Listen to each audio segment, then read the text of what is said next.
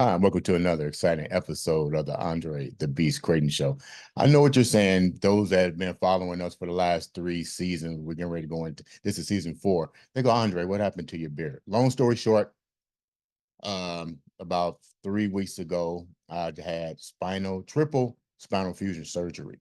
So the trip to our part was this surgery also required me to cut my beard.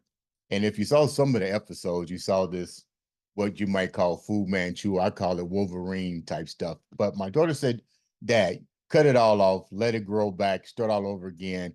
So I said, you know what, that's what I'm going to do. I'm going to start all over again, start fresh, let it grow. But I also want to make sure as I let people know I'm starting over fresh, the show must go on. And the only way to make the show go on with a fresh start, fresh new beard coming in, is to have a guest who understands what it is to start fresh and to take those skills and those traits and keep moving them forward and play it into the community. Think about this. What would it be like to go to a school to be an first African American in a sport that you go, are you serious? And to become a doctor and to have twins, a husband who is valedictorian. I would say cum laude, but who knows what we're going to find out about this young lady and her journey and her family. And more importantly, California, not just any part of California, but Oakland, California. Like to welcome to the show the one, the only, the author, the doctor herself, Trina Wiggins. Welcome to the show, Trina. Thank you. Appreciate you having me. Man, we was talking off camera during our pre-interview to set up. Man, your bio is clearly unbelievable. Let's start out with telling the viewers a little bit about who you are before we tell them that you are Dr. Trina Wiggins. Sure. So, yes, I was born in San Francisco, raised in Oakland, and then I attended Stanford University. And while at Stanford, I was on the gymnastics team. I was, in fact, the first African American gymnast to compete for Stanford back in 1978. 1980, fast forward, I had a great moment. I broke the school record in vaulting in 1980, but then shortly thereafter, I sustained a career-ending knee injury. And I had to make the decision. Was I going to try to rehab and Mhm. continue with gymnastics, or was I going to move forward to go to medical school? So I made the decision to put all my energies and efforts into applying to medical school. I was fortunate to get into Washington University School of Medicine in St. Louis, Mhm. where I trained to become a doctor. Met my husband of now 39 years, and he's an obstetrician. I'm a pediatrician. And he would always say, you know what, tell his patients, I got a good doc for you to take care of those babies. So that was always our running joke. Right. He also played collegiate athletics. He was a free safety for Vanderbilt. And interesting enough, we had the same knee injury the same year. So we Wow. always like, oh my God, how crazy is that? So after medical school and residency, we ended up in Phoenix, Arizona, where I Mhm. worked for a federally funded clinic, primarily serving the African American Hispanic community. And it was wonderful because our patients needed us. They needed to see us. There was a certain level of trust, and I felt like I was, serving as a role model for all the Mhm. youth I was seeing to let them know they too can be a physician. And during the visits with patients, I would just not address health issues. We talked about education. We talked about school. What are your plans? Do you plan on going to college? Do you need tutoring? Do you need help? So it was more of a holistic approach, Mhm. not just centered on, okay, you got an ear infection, you got a cough, that kind of thing. What was it like growing up in Oakland for you? Because if you go back a while, you touched on something that was very unique. You was the first African American lady of color to go to Yes, Stanford and yes, compete. Now that's clear here. To compete on a on a divisional scale, what was that like for you? You know what? At the time, when I first of all, when I started gymnastics in 1972, I was telling you about that moment when I witnessed Olga Corbett on television doing her thing. And Right. I said, I have to do this. Um, when I got in the sport, I never, out of all the years I did it, I never saw another Black gymnast ever. Right. So if you look at the news now or pay attention to sports, we have a plethora Right. of African American women representing. And I'm telling you, it brings me so much joy Hmm. to watch them.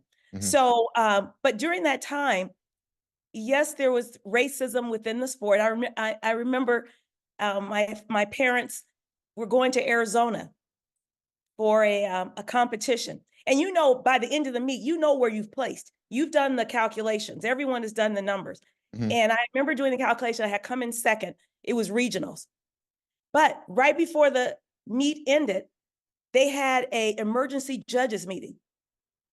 And after this meeting, I came in fifth. Holy crap. I mean, What do you think? What do you think changed? Because that we do that in bodybuilding, but only the head judge calls that. And you know something's right. about to happen with the placement. What do you think happened at that time? You know what? It just felt wrong. And because you know how you perform, Right. and the audience knows how you perform. Right. And it just was not right. My parents were like, my dad especially was like, "Oh, I'm gonna go down there." I'm like, "Don't, Dad. Let's not rock the boat, and we'll just continue." But that's Mhm. one of the hard things about a subjective sport like ice skating, like gymnastics. It's not like my sons. You put the ball in the hoop, you Right. score.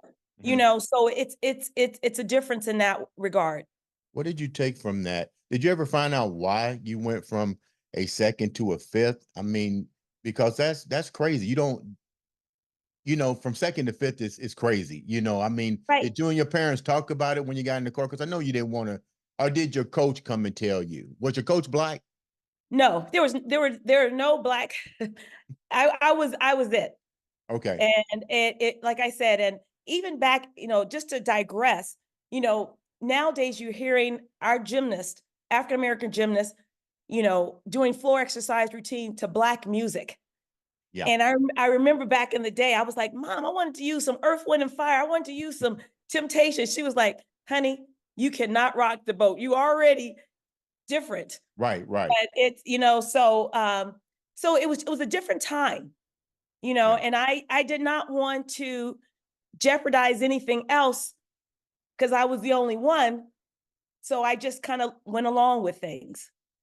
What was it like in your household? Your mom, your dad, your siblings. What was it like growing up where you grew up? Yeah. So like I said, I grew up in Oakland. And interesting enough, my mother went to high school with Huey P. Newton. So I grew up Your mother within, went to school with Huey Newton? yes. Get out And of here. right, exactly. So she was a part of that That Black movement. yes. Yeah. And I remember growing up as a child, going to some of the rallies and stuff. And I remember my mom, all of us got afros at the same time. And going to these meetings. So I remember that as a young child. It had to be, man, you're touching me because I can see the movie. I know the Yeah, story. And it's funny that kids today can't really resonate right. to that period of time, and especially for you being Yes. an African American going to such a prestigious school that really never embrace culture, Right. diversity. I mean, that had to be now that you sit back and look at it, it had to be a clear milestone for you to be the one. You know what I mean? It's almost like the chosen. Well, once I got to Stanford, I found that it was a close knit Black community. We, Really? yeah, oh, absolutely. We had organizations on campus, obviously the BSU, we had the Stanford Black Pre-Medical Organization, the Stanford Black pre-law organization, the Stanford Black Engineering Society. So it was all these organizations that were put into place to help you succeed, whether it was for medical, having, what should I say, mock interviews for medical school, MCAT exam preparation, someone to help you choose your classes, old exams on file. Everything was in place to help you succeed, which was tremendous. Now, And who when did this? Was it the faculty, or did the students themselves saw the disarray and a need for change and decided to take this among themselves? And how involved was faculty in making sure that these things were in place once they were there? oh yes, it was a combination of faculty and students Okay. putting these things in place. My mentor, Dr. Woodrow Myers, played a huge role in me, you I, know. I I know I know Woodrow Myers. Yes, yes, I Yeah. just saw him 2 days ago. Okay. We had a summit. The Stanford National Black Alumni had a summit in New Orleans, and I just saw him 2 days ago. But he was instrumental in me becoming a physician. Okay. I can't thank him enough. I mean, from mock interviewing to just giving you words of wisdom, where to apply, all of that. When you left Stanford, Yes, when did you what made you go? You mentioned that you took your skills and you went into the hospitals that were underprivileged. yes, Um, you could have easily taken that degree and went to multiple places and got the bag. right. But what was it that made you decide to say, look, I'm gonna go into these communities because they need my expertise. I'm not gonna chase the bag. I'd rather make sure these individuals have role models and a reason to move forward. Once again, it's all about impact. How can I impact my people? How can I give back to my community? Mhm. Okay. And studies have shown people feel comfortable around doctors that look like them. Yeah. So I wanted to provide a service to my people. And I knew that I wanted to give back. Mhm. That's what it's all about. At the end of the day, Mhm. have I helped somebody, and have I served as a role model to our youth? Because we have to, I'm retiring. We have to replace, we have to have more physicians, Mhm. in the African American community. So that has always been my mission, to You give are back. you not to cut you off. You and your husband are both in the medical field, and you Yes. you touched on something that um is curious to me. Uh-huh. It is cool that we relate better with people that we know because we feel we have a common link. Yes. But you've been in the medical field quite some time in your husband. Do you and your husband and the other medical people that you know, do you somehow feel how can we address the issue where that particular statement would never be a problem, where we should feel where the doctor should be able to relate to us no matter what our ethnic group is? Yeah, that's a big topic right now. Is how do we deal with healthcare disparities? Because Right. there a lot of people have unconscious biases. Like, I don't know if you've seen the studies with especially African American women who are pregnant, who may be having pain. They don't see our pain as being the same as others, so less likely to receive pain medication because they think, oh yeah, you're African American, you can tolerate that. So there's, Really? oh yes, so there's a lot of unconscious bias that's going on out there, and we need to educate all physicians, everyone, about what's going on. I can't So believe that somebody in medical school would say, okay, she is a woman of color, she Hispanic, she's Latino. Oh, but you know what? Because of their heritage, they yes, can deal with this. I mean, is that something that they, and how does that even format? How does that even format to a doctor? that's a good question. It's unconscious bias. I don't think they're doing it consciously, but it's unconscious bias. And we have to address it. And, How do we address it? How do we address it? well, you know what? Interesting. My husband's sitting on a committee with his company, and he's leading that. How do we deal with healthcare disparities? How do we deal with unconscious bias? Right. So when you see somebody and they make a statement such that it's biased, you got to call them out. You Okay. can't just say, and let it slide. Right. You let's do something different here for a minute. I'm kind of relating a little bit of my experience as a father of a young girl and what it was like for me dealing Mm. with that in the medical field and making sure she had proper care. And I get it. Certain doctors wasn't able to relate to, her care, her Right, treatment. They right, almost isolated it, just like you said. And I got kind of pissed about it because I saw it and I would ask them, how did you come up with these decisions? What were they based on? But even right, more important, during the COVID, when a lot of the kids were dealing with depression, I yes, noticed that a lot of doctors were not equipped to right. deal with such an issue. How do you guys deal with that now?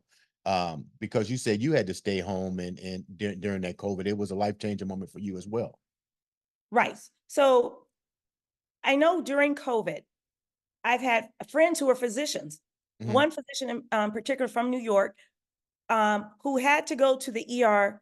Now he's a doc 3 times because he said he was suffering, but they sent him home with medication. They kept sending him home. Now this is an ER doctor.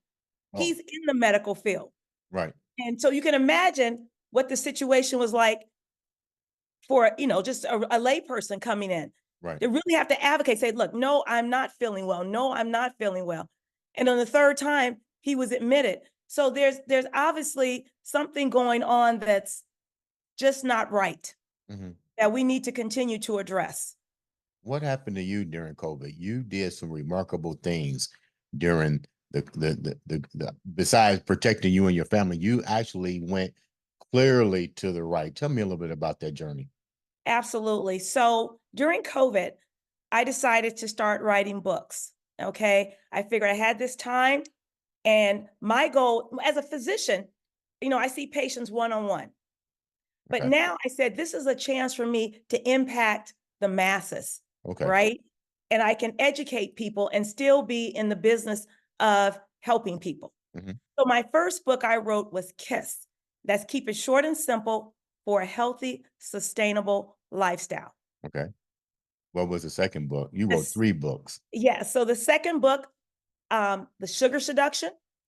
And then my most recent book that came out this past December 2023 is called The Sugar Attack. It's actually the first book of a series of books I'm going to write for children. They're comic books. Okay. We're going to address health, wellness, nutrition, fitness, all of the above, like in a very fun, um, graphic way Mhm. that's short. So to try to capture their attention, the goals with these books is to hopefully help mitigate some of the chronic diseases we see as adults, your heart disease, your diabetes, and your high blood pressure, that type of thing. Let's go back to KISS. I like that. I like it, period. Keep it simple. Love it. I Right. say that all the time. My professor, my English professor, shouts out Mark Love, Dr. Love. He always says this in English class: keep it simple, stupid. So people, I would say it constantly, but they said, Dre, drop the word stupid, but you've taken it to a whole nother level, KISS. What were you seeing that was not keep it simple going on in your life or that you were seeing around you that led you to clearly write in this particular journal on nutrition? Oh, absolutely. People would always ask me, well, Trina, how do you work out every day? That's such a drudgery. It'll be on their to-do list. Then after the end of the day, it get pushed to the next day. Hmm. And I tell them, I said, you got to keep it short and simple to fit your lifestyle. How I started when I was in medical school, I said, how am I going to continue to work out being in medical school, which is such a time demand. And so what we did the first year, I got a stationary bike, put it in my house, and for 20 minutes before class, I would ride my bike before going to school. And we walked to school. I had a car, but we walked. So it was a 3-mile round trip. So did that. Once I had kids, there was another barrier, twins. How am I going to work out? Well, this is a funny story. I'm telling you, when they were little, I would put that same stationary bike next to my bed. I would breastfeed one child. I had my breast milk in the bottle. He was on the bed in a carrier, and I rode my bike while I fed the kids. I know it sounds strange. When they got older, became more mobile, I converted my living room into their playroom. I put a wrought iron fence around that area, jungle gym. Then I put my office around this area. So that way there was no excuse. So I had to be intentional about fitting it in. And that's what I tell people. My prescription I give people, my personal prescription is 10 minutes 3 times a day or 15 minutes twice a day. The American Council of Exercise tells us we need 150 minutes of moderate physical activity per week. So then you break that down to 30 minutes 5 days a week. Well, I broke it down even further because when things are in small chunks that are digestible, it's easy for people to wrap their mind around 10 minutes 3 times a day or 15 minutes twice a day. And I said, if you can be consistently consistent with that, that's what's important. But our problem is oftentimes we are consistently inconsistent. So I'm just trying to get those people who don't work out, who are struggling, to help jumpstart. And because once you get started and you start seeing results, and I tell people, you may not see outward results, external results right away, but internally, there's a lot of change, good change going on. But Trina, you know, we're gonna. I feel you. I'm a trainer, professional athlete. I deal with the same challenges that you dealt with for over 30 some odd years. Getting people to change and telling them it takes one step. You need to do this. But people will look at individuals like myself and you and go, oh, this is what I used to hear. Oh, that's easy for you guys. Because you guys, I wasn't always an athlete. Right. You know, I had to prepare to become an athlete. I had to prepare to become great. It didn't happen overnight. It was one step at a time. But with that said, the number one major stumbling block to get that I found, and you may feel the same way that I had with people, wasn't really getting them to walk. They was able to do that. The most difficult part of that journey was what they were taking in their mouth, not understanding you are what you eat. What's your take on that?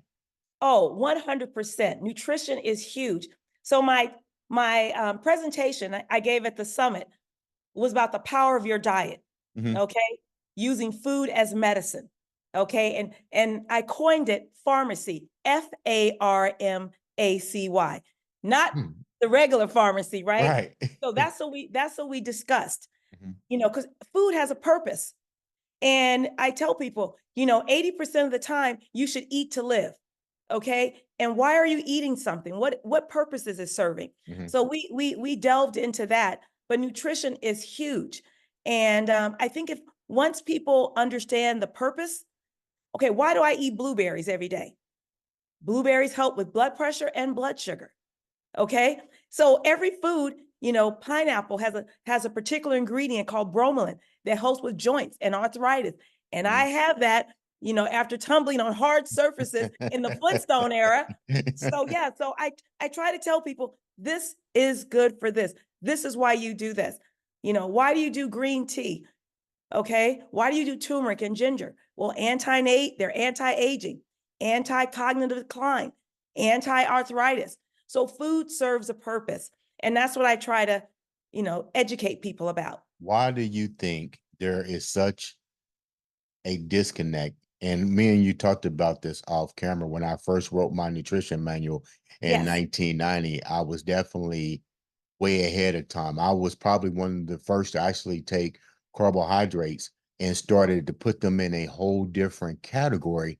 Right. But they realized there was not just a starchy carb in this carb, there was also a fibrous carb that was Yes. left out of the food index, and trying to really go deeper into understanding its link with insulin and insulin Right. resistance, because we had a high fluctuation about the around the 80s, no, around the 90s of insulin resistance with Right. individuals. Yes. Your book, KISS, Keep It Simple, Keeping It Simple, what were some of the things that was really, really a must need address moving towards? Because everything you're doing is to prevent long term. Absolutely. Absolutely. So we talked about, um, the importance of fiber and how Mhm. in America, we are woefully have an inadequate intake of fiber. So we Right, talked about fiber. We compared simple carbs to complex carbs, like you talked about right, earlier. We talked about healthy and unhealthy fats. We talked about the saturated fat found in your meats and your cold cuts and your baked goods. Then we talked about the unsaturated fat with the omega-3 fatty acids, with the monounsaturated acids. So I'm trying to educate people, what's a good fat, what's a bad fat, and how they can incorporate that into their diet in a simple way. mhm, And one of the simplest ways that we can incorporate these healthy foods, from my experience, is via a smoothie. Because I tell people, you're not going to eat a bowl of spinach, a bowl of kale, a bowl of pineapples, a bowl of blueberry. No, you're not. But the gift my mother gave me 20 years ago, the Vitamix, I'm able to create. I've been creating my smoothie for 20 years for my family and myself, that contains all these, healthy ingredients in one. We're in such a busy, hectic society. People don't just have the time they did back in my grandmother's day. mhm. And to digress a minute, one of the other problems I see, we as a society, when I grew up, we ate out once a week. On a Friday, our family would go out. Now Man, people how much eat out. money did you have? Because we didn't go out at all. Well, well, we didn't go to anything fancy. It was a local Chinese restaurant, or we went to a Mexican restaurant. They were right down the street. That was it. And that It was is on a so funny, Friday. Trina, that you said that, because now I'm going back, when I was in school in the Uh-huh. 70s and 80s, and in Georgia. And it's funny, I had never ever went to a McDonald's. I didn't know nothing about a McDonald's. Like you said, Exactly. we had a place called Arctic Bear, and it was Okay. like a, hamburger joint, and you went there and you literally got an ice cream and thing. But it's funny, the generation, now that you talked about it, we did not go out. We literally No. ate at home. We didn't go to the store and buy a whole bunch of candy and stuff. That was not how. No. What happened? Tell from you, what happened? Why hasn't what changed? Fast food industry. We're living in a fast-paced society. And for example, I remember seeing parents pick their kids up in the school line, go through the fast food line, take them to, basketball, football, whatever. And then after practice, go back through the fast food line for dinner. Convenience. And that's insane. And you got to realize, we live in a capitalistic society. These people are not concerned. Restaurants are not concerned about your health. If they had a choice between using lard and extra virgin olive oil, they're going to use the lard. And I had a perfect example. I had a patient right before COVID. They were from, I think they're from Japan. And the dad showed me pictures of the children. They were lean, they were in shape.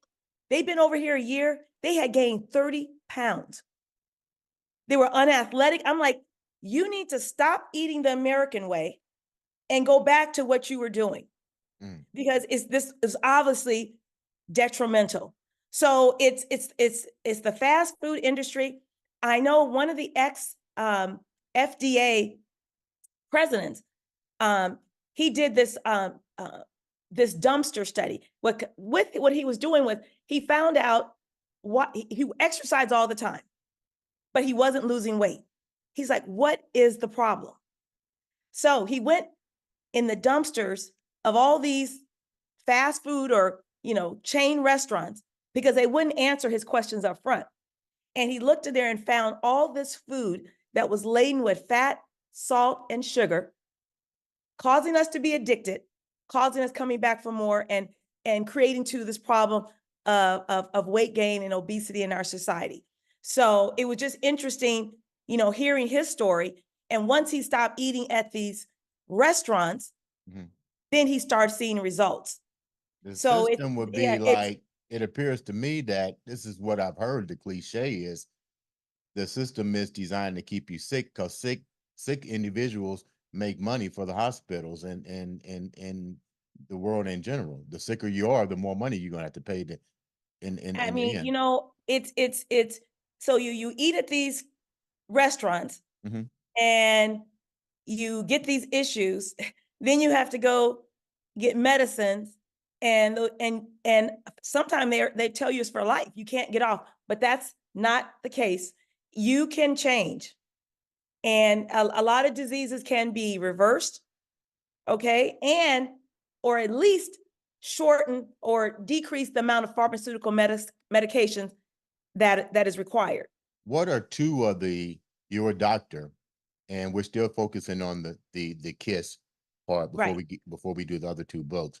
But what are at least two of the illnesses that can be changed through simple changing your diet? Because we know that one of the two diseases that have, where once upon a time it was considered just a minority disease illness, which was high blood pressure, but now we have high blood pressure, we have um sleeping disorders, we have erectile dysfunction, we have mental illnesses, we have tons of things. But what are at least two of the things that if the individual would just take the time to change, could have a major effect on them coming off of their medications?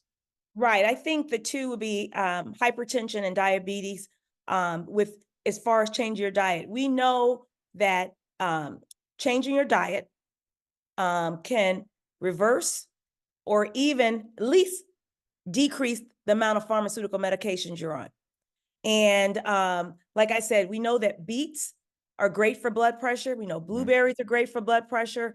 When my son, he's played a little bit with the LA Lakers, they utilize Beet Elite.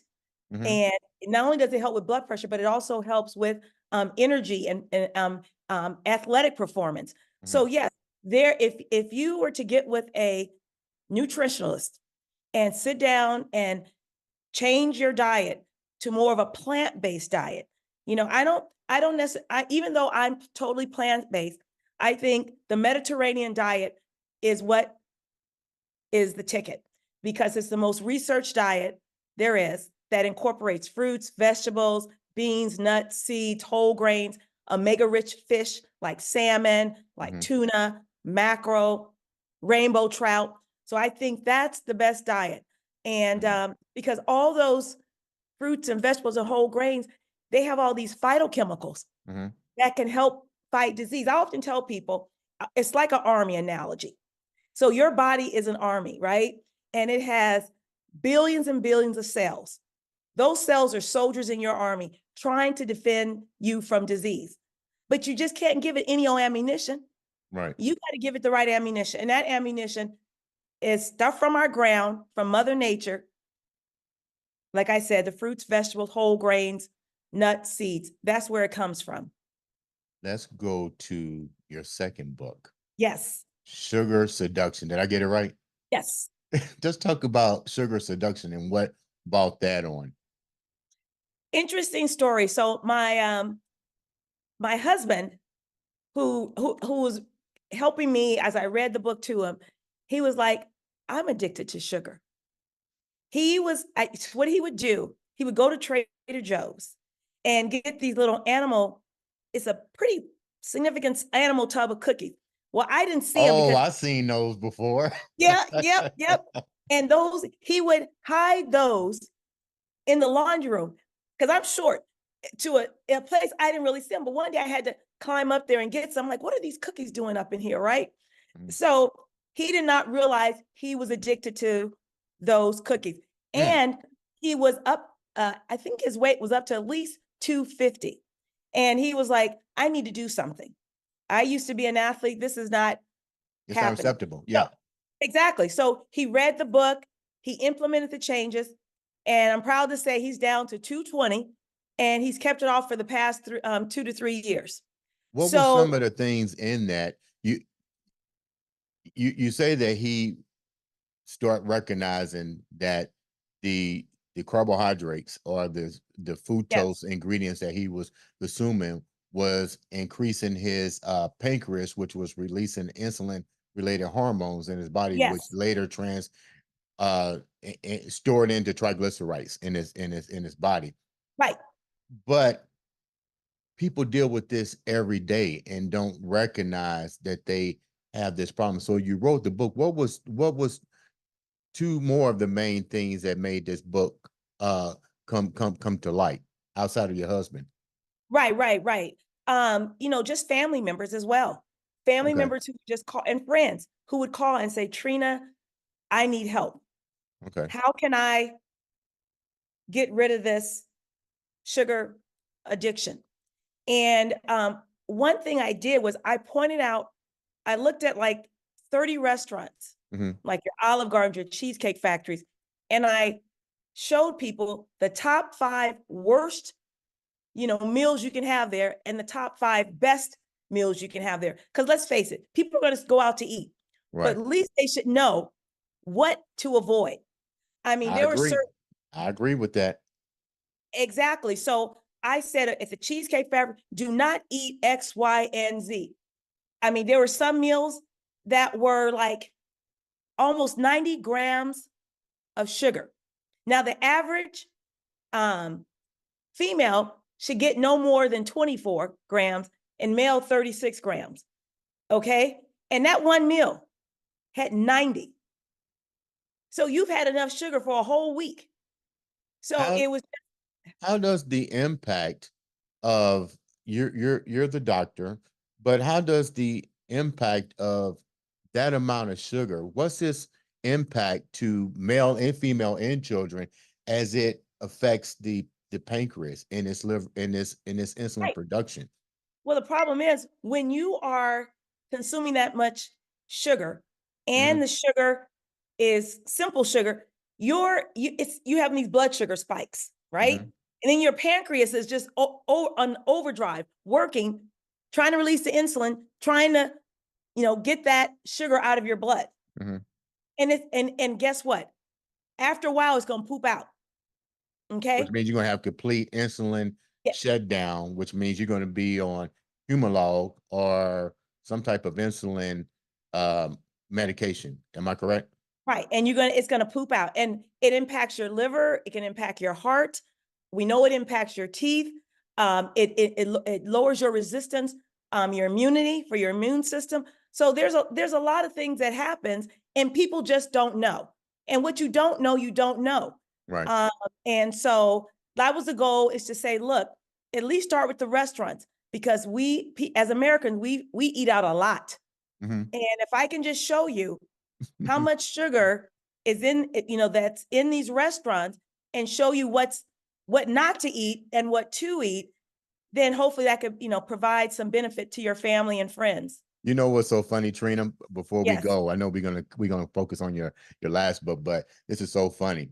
We're still talking about that COVID and all the different things that you did with these books. But this is what I found was so funny during COVID. Is I looked out my window and it faces Keystone at the Crossing. So I'm looking out my window. Now remember, the only people that's supposed to be out during COVID is what, you know, what they call them, essential workers. Yes, essential workers, correct. Yeah. But help me understand, I never will forget this. It was raining. It was a Friday. Uh the PF chain had a line of people. It was raining in their Yes. car getting food. And I'm sitting there thinking, because what do we have to do during COVID? We can't go nowhere.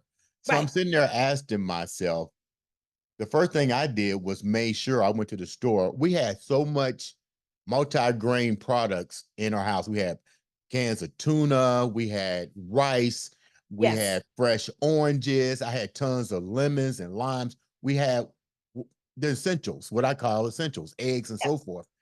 But I'm thinking, like what you said, the system is so effed up that Yes. they allowed restaurants to stay open and serve people food, which, like you said, more processed food going into these systems. You're a doctor. Wouldn't you think that people would have been more prone to stay in the house and make healthy meals versus going out and getting food delivered to them and so forth? Well, that's what we did. And in fact, we also started a garden. So we had Okay. kale, butter lettuce, we had tomatoes. Mhm. So that was a perfect opportunity to start a garden because you're there, Right. right? And like I said, right, when we had the grocery service, but we ate at home. Mhm. We did not go in a line to get processed foods. And I think, this whole thing about COVID raised the question of food insecurity. Right. That was huge. And I think, especially in our communities, we have a lot of food deserts.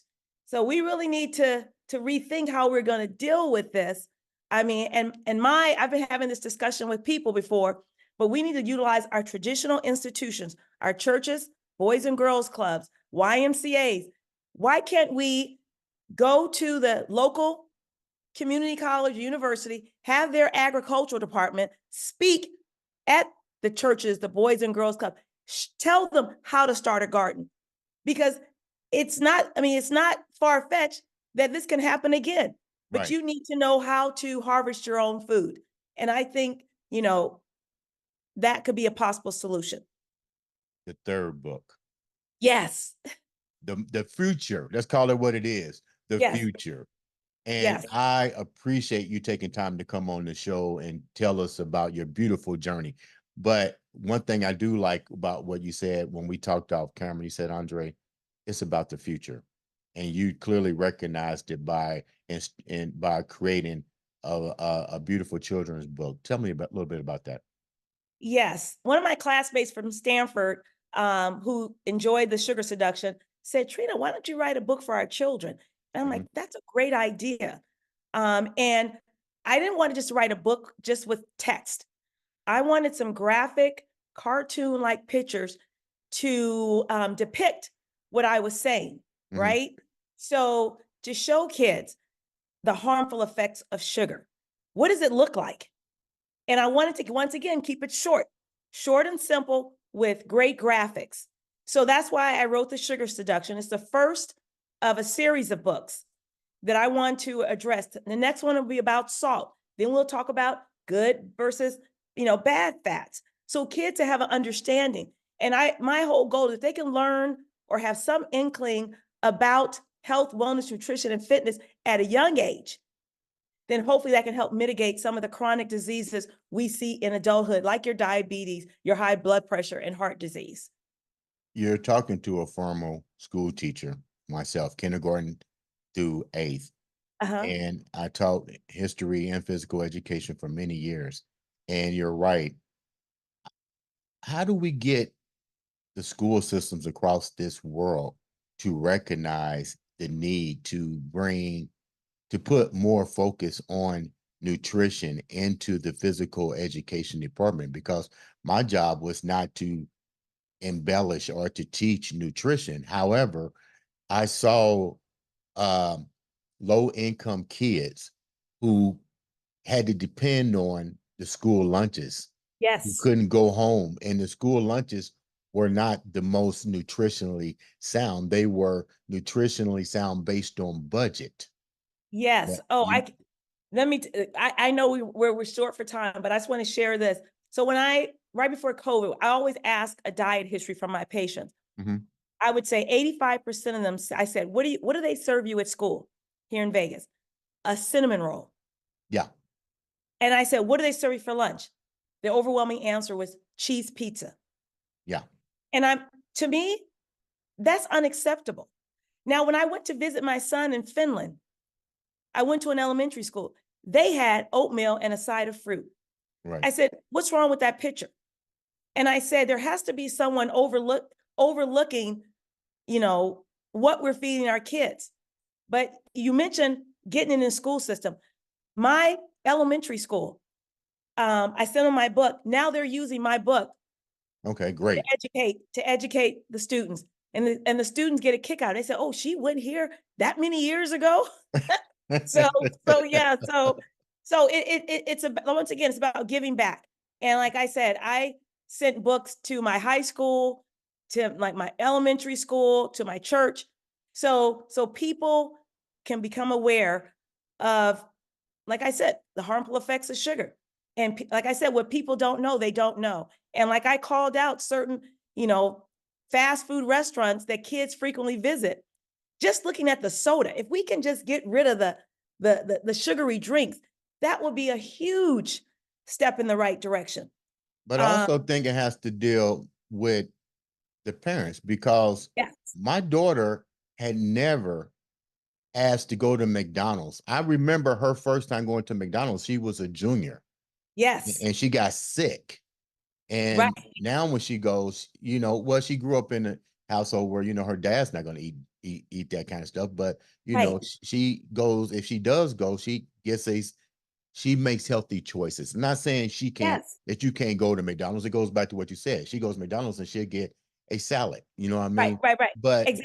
I made sure that things like candy and cookies and that stuff was not a part of the infrastructure in my home.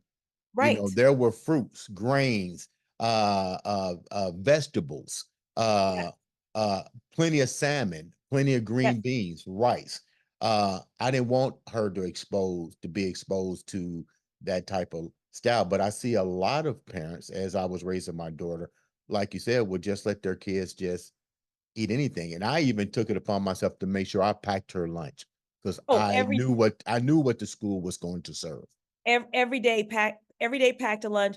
One last quick story. My sons were elementary school and they went to a birthday party, went to a restaurant, and my friend called me back. She goes, "Your kids were expensive. They ordered salmon." And and all the other kids order, chicken fingers and Yeah. pizza. We gotta crack up out of that. So yeah. How can the viewers get a hold of you for guest appearances? Your husband, and definitely your two sons. We got to have on the show. They have a beautiful story. Hopefully, they'll come on the show and share. But how can the viewers reach out to you and get a copy of your books? Absolutely. So my website is simple. It's my name, www.trina, Trina Wiggins, Wiggins.com. My email is also on that site. My Instagram is at trina.r.wigginsmd. And we'll be more than happy. My husband as well. We've done podcasts together, and I'm sure my sons will be more than happy to do it as well. Before we leave, you definitely got that beast mindset. I appreciate you taking the time to come on and share such a beautiful and remarkable story. Congratulations for being the first African woman of color Yes. to attend a major university in the sport of gymnastics. I know that had to be a learning experience now that you look back on it, Yes. and understanding the things that you did, but you paved the way for the next generation. Leave the viewers with something that only you can leave them with. Yes, I think is one thing is a quote. It seems impossible until it's done, and that was by Nelson Mandela, and that resonates with me because when we're going through things or trying to achieve things, doubt enters. You're like, but it will be done. And like I said, just remember, it seems impossible until it's done.